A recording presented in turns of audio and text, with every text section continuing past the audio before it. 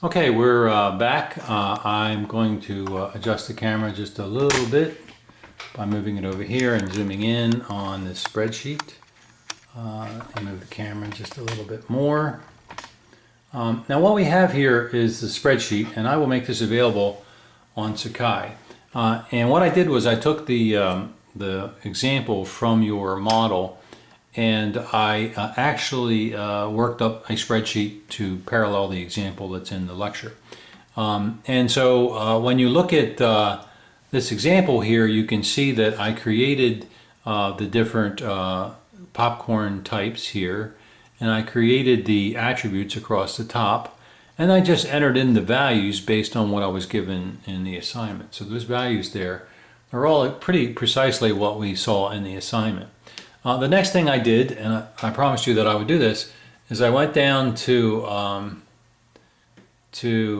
create these rows here where I need the best and the worst, and I did, as I promised, use the max and min function. So notice that for the cost, if you can see up here, I know it might be hard to see, it says equal the minimum of B5 through B10. So it pulled out 21 out of this function. If I drop down to this, you'll see that it'll say equal to max B5 through B10. So for the worst, it pulled out the highest score. And I did that all the way across, except I remembered when I got to percentage edible to make the best criteria be max and not min. So, and I can just show you, if you can see this, I'll just tab across. You can see a minimum for calories is the best. Minimum for sodium is the best. Now you see up here, it went to maximum as the best for edible, and maximum as the best for taste. Now, when you go down to the next function that I did, as promised, I used the rankings. I came up with rankings. Actually, the article gave the rankings to us. So I just entered the rankings, 1, 2, 3, 4, 5. In terms of calculating the raw weights, those are just values that were entered into the system. And so remember, the values of the raw weights run from 10 to 40, 10 being the lowest raw weight for the least important factor, and the highest raw weight for the most important factor. And then everything is going to run between 10 and 40. And so you can see that I've got 35 and 40 for 1 and 2. I've got 3 sitting sort of not quite in the middle, really more towards 40 than 10. So it really taste is a little bit more important, not exactly in the middle.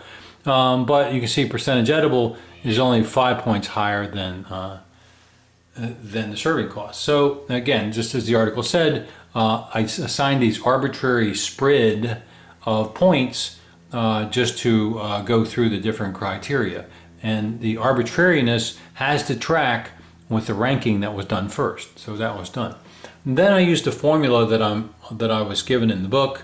I took B19, which is 10, and I divided it by 130, and I came up with 0.077. And I did the same thing. I just copied that formula across. I divided 40 by 130. I got 30.8. And when you go all the way across and you add those, they all add up to 1. So these are my new weights, right? This is 7% for cost, 30% for calories, 26% for sodium, 11% for percentage edible, and 23% for taste, adding up to 100% of my total weights. So through this process of ranking, coming up with raw weights, and then using a little bit of easy math, I came up with the unitized weights, or the actual weights that we're going to use in the process. The next thing we did, just as we were told to do in the article, is we came through and we scaled the criteria that we were given initially, and I did it using the formula. So let me just go here and show you that this is the formula that's given to you in the article that you have. And it basically takes the original price or cost of Newman's Own, it subtracts it from the best cost, and it comes up with 0. And so that's what this little formula is here at the top. It's exactly the formula that is discussed in the reading for the week. And so each of these were created using the formula. And the formula just takes and rescales everything from being the worst being low. Well, it rescales everything so that everything is running on the same direction. 0 being the worst and 100 being the best. So that's what we did here with this process. We've kind of taken away the original numbers that were both a mix of qualitative and quantitative, and we put them all into this quantitative formatted model. Then very simply we came to here and we multiplied the weights, the unitized weight, times each of the values to get this. Did the same thing to get this.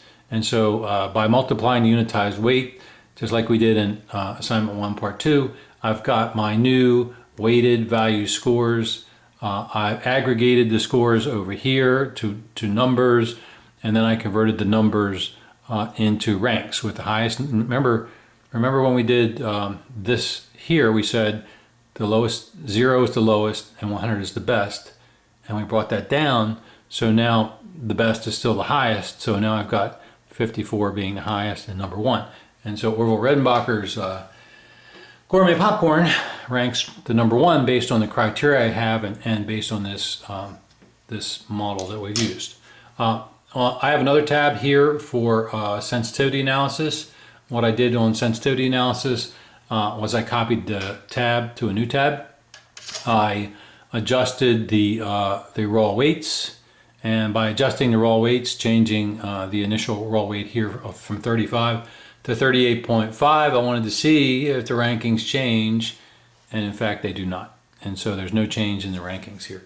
And then finally, I wanted to prove to you that you couldn't just take, when you have a mix of quantitative and qualitative data and it moves in different directions, that you couldn't just multiply the values times the weights and get something that makes sense. So I actually did that. I actually have the weights here. I took the weights that we computed before. I multiplied the weights times each of the values. So you can see down here, let me go down a little bit. You can see that if I multiply the cost times the weight, I get these different values here. Calories times the weight.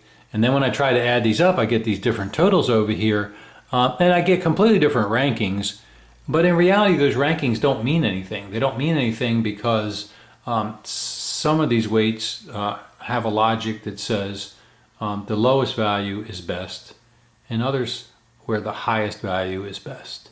And so when you get this, it's really nonsense. It's really not a logical result or conclusion. But I just wanted to prove it. I wanted to prove it to me, and I wanted to prove it to you.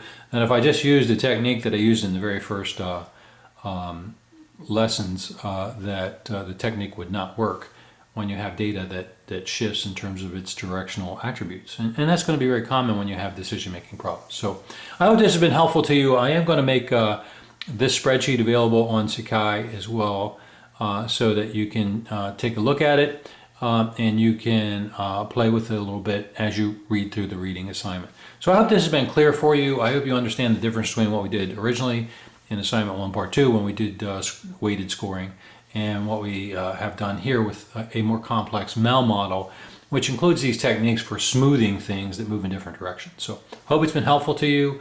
Don't hesitate to ask questions when you get to the MEL model assignment. Thanks, and have a good evening.